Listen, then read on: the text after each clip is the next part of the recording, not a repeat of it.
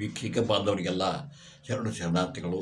ನಾನು ಸಂಗಯ್ಯ ಸ್ವಾಮಿ ಮಹಾಶಿವಯೋಗಿ ಶಿವಪ್ಪ ಯಜ್ಜನವರ ಆಶ್ರಮ ಧಾರವಾಡದಿಂದ ಮಾತಾಡ್ತಾ ಇದ್ದೀನಿ. ಇವತ್ತಿನ ವಿಷಯ ಏನಪ್ಪ ಅಂದ್ರೆ ಕೀಲು ನೋವು, ಜಾಯಿಂಟ್ ಪೇನ್ ಅಂತಾರಲ್ಲ, ಜಾಯಿಂಟ್ ಪೇನ್ ಅಂತಾರೆ ಇಂಗ್ಲೀಷ್ನಾಗ. ಅದಕ್ಕೆ ಕೀಲು ನೋವು ಒಂದು ಅದ್ಭುತವಾದಂಥ ಮನೆ ಮದ್ದು ಬೈತಿ ನಿಮ್ಗೆ ಹೇಳ್ತೀನಿ ನಾನು. ಅದಕ್ಕೆ ಪೂರ್ವದೊಳಗೆ ನೀವೇನು ಮಾಡ್ಬೇಕಂದ್ರೆ ಸಬ್ಸ್ಕ್ರೈಬ್ ಮಾಡ್ಬೇಕು, ನನಗೆ ಲೈಕ್ ಮಾಡಿ, ಶೇರ್ ಮಾಡಿ, ನನಗೆ ಗ್ರೂಪ್ ತುಂಬಕ್ಕಂತೇಳಿ ನಿಮ್ಮಲ್ಲಿ ಕೈ ಮುಗಿದು ಕೇಳ್ಕೊತೀನಿ. ಏನು ರೀ,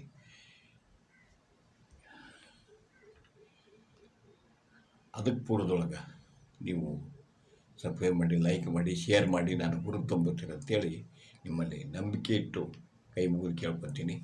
ಮತ್ತು ನಮ್ಮ ಆಶ್ರಮದ ಮೂಲ ಉದ್ದೇಶ ಏನಪ್ಪ ಅಂದ್ರೆ ನಿಮಗೆ ನೀವೇ ವೈದ್ಯರು ಆಗ್ಬೇಕು, ನಿಮ್ಮ ಅಡುಗೆ ಮನೆಯೇ ನಿಮ್ಮ ಔಷಧಾಲಯ ಆಗಬೇಕು ಅನ್ನೋದು ನಮ್ಮ ಆಶ್ರಮದ ಮೂಲ ಉದ್ದೇಶ. ಏನು ರೀ,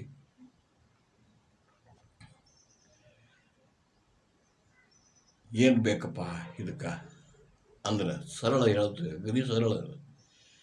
ಸಾಸಿವೆ ಎಣ್ಣೆ ಎಲ್ಲ ಕಡೆ ಊಟ ಮಾಡ್ತಾರೆ.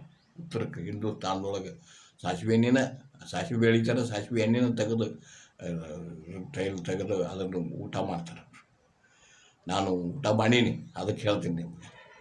ಏನು ಸಾಸಿವೆ ಎಣ್ಣೆ ಮತ್ತು ಉಪ್ಪಿನಕಾಯಿ ಹಾಕ್ತಾರೆ, ಸಾಸಿವೆ ಎಣ್ಣೆನೂ ಉಪಯೋಗ ಮಾಡ್ತಾರೆ. ಅಂದ್ರೆ ಅದಕ್ಕೆ ಏನು ಮಾಡ್ಬೇಕಂದ್ರೆ ಜಾಕಾಯಿ ಅಂತ ಸಿಗ್ತೈತಿ, ಜಾಜಿಕಾಯಿ ಅಂತಾರೆ, ಜಾಕಾಯಿ ಅಂತಾರೆ. ಗುಂಡಿಗೆ ಅಡಿಕೆ ಹಂಗೆ ಇರ್ತೈತೆ, ಅದು ಲೈಟ್ ವೇಟ್ ಇರ್ತೈತೆ. ಅದು 100 ml ಸಾಸಿವೆ ಎಣ್ಣೆ ತೊಗೊರಿ. ಅದಕ್ಕೆ 2 ಜಾಕಾಯಿ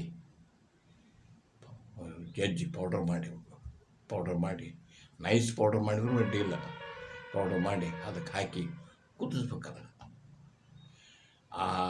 ಇದ್ರದ್ದು ಜಾಕಾಯಿ ಅಂಶ ತೈಲಕ್ಕೆ ಬರ್ಬೇಕದು. ಆ ಥರ ಮಂದು ಉರಿಯಾಗಿ ಕುದಿಸ್ಬೇಕದು. ಕುದಿಸಿ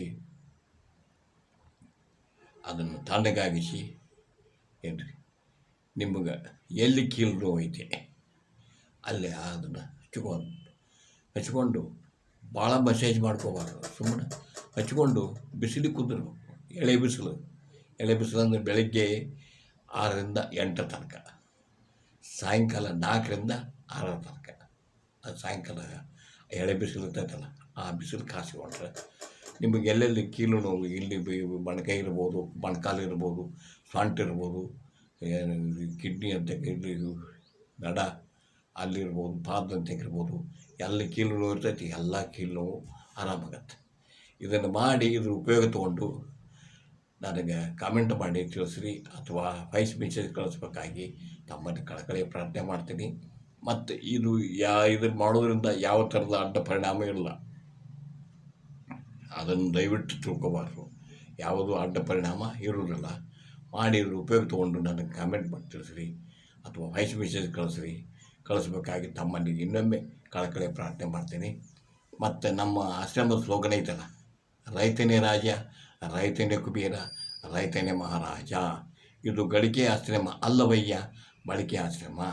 ಮತ್ತಿಂಥದ ಮಾಹಿತಿ ತೊಗೊಂಡು ಭೇಟಿ ಹಾಕಿನಿ. ಅಲ್ಲಿವರೆಗೂ ನನ್ನ ಶರಣಾರ್ಥಿಗಳು.